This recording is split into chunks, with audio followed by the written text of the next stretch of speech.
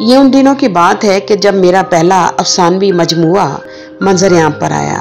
نہ جانے کب اور کس وقت علامت نگاری کا خیال ذہن میں سوار ہوا اور کتاب لکھ ڈالی۔ مجھے نہیں معلوم تھا کہ میری کتاب ادبی حوالوں سے کس معیار پر پوری اترتی ہے۔ ایک مقامی ریسٹورینٹ میں تقریب کا اہتمام ہوا جس میں مایہ ناز ادیبوں اور شاعروں کے علاوہ نیلما دورانی، صغرا صدف، صوفیہ بیدار، ایڈیشنل سیکرٹری سعید شیخ، ایڈیشنل سیکرٹری فاروق زہرا گیلانی، ڈاکٹر اجمل نیازی، پروین ملک اور مسرت کلانچوی موجود تھی۔ مسرت کلانچوی کے میں پی ٹی وی پر بہت شوق سے لکھے ہوئے ڈرامے دیکھا کرتی تھی۔ اس دن ان سے ملنے کا اشتیاق بھی پورا ہو گیا تھا۔ تقریب میں میری کتاب کو بہت زیادہ سراہا گیا اور لطیف ساحل نے تو یہاں تک کہا کہ فہمیدہ کا سفر انتظار حسین سے آگے کا سفر ہے۔ ڈاکٹر اجمل نیازی نے بھی انہی خیالات کا اظہار کیا۔ میرے لیے حوصلہ افزائی کے لیے ان سب کی آراء بہت زیادہ اہمیت کی حامل تھی۔ شاید اسی وجہ سے پے در پے میرے افسانوی مجموعے منظر عام پر آتے رہے اور میں ان کی تقاریب ایک مقامی ریسٹورینٹ میں کرواتی رہی۔ میرے لیے یہ بھی اعزاز کی بات رہی کہ تقریباً تمام چوٹی کے ادیب اور شاعر میری تقریب میں موجود ہوا کرتے تھے۔ ان میں سے چند ناموں میں ڈاکٹر یونس جاوید، عباس نجمی، ڈاکٹر اجمل نیازی، فرحت عباس شاہ، نیلما ناہید دورانی، صوفیہ بیدار، ڈاکٹر سلیم اختر اور اخبارات سے ایڈیٹرز وغیرہ شامل ہوتے تھے۔ ایک رائٹر کے لیے حوصلہ افزائی کے لیے اس کے فن کو نکھارنے کی مانند ہوتی ہے، لہٰذا میری قوت تحریر میں جان بڑھتی چلی گئی۔ یہ وہ دور تھا کہ ان دنوں ڈاکٹر اجمل نیازی خان اور ان کی اہلیہ اور ان کی فیملی کے ساتھ میری شناسائی ہوئی۔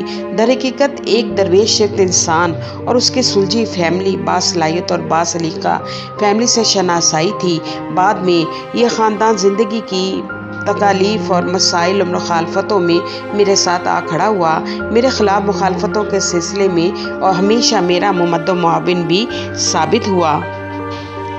ڈاکٹر اجمل نیازی اور ان کی اہلیہ کی طرف سے ملنے والی عزت میرے لیے باعث افتخار تھی۔ وہ مجھے اپنے گھر کا فرد سمجھا کرتے تھے۔ یہی وجہ تھی کہ میرے ادارے کی طرف سے اور باہر سے ہونے والی مخالفتوں کا میں نے ڈٹ کر مقابلہ کیا۔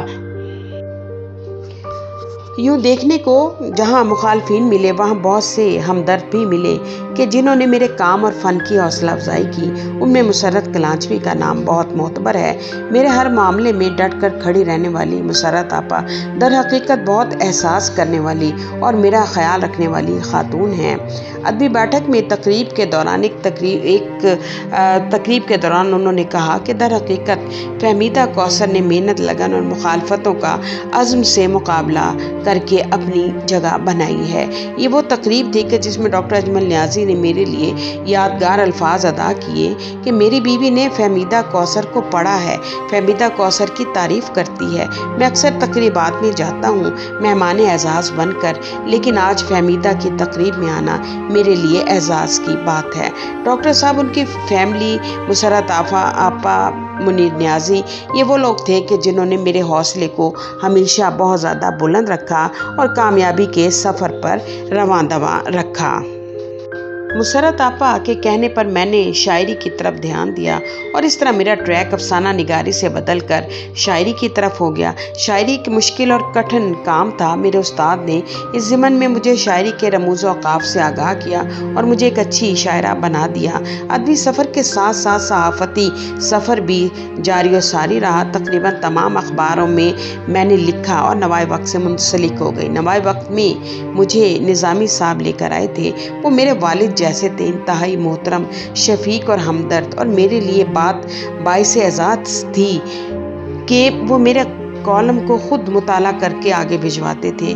آج میں ایک نظر اپنے پچھلے سفر پر ڈالتی ہوں تو مجھے کامیابیوں کے ساتھ ساتھ مخالفتوں کا بھی انبوہ کثیر نظر آتا ہے، لیکن میں ذاتی طور پر یہ سمجھتی ہوں کہ بقول شاعر تندی باد مخالف سے نہ گھبرائے عقاب، یہ تو چلتی ہے تجھے اونچا اڑانے کے لیے۔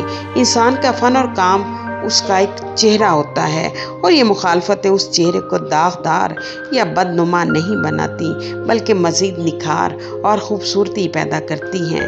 شاید یہی فطرت کا اصول ہے۔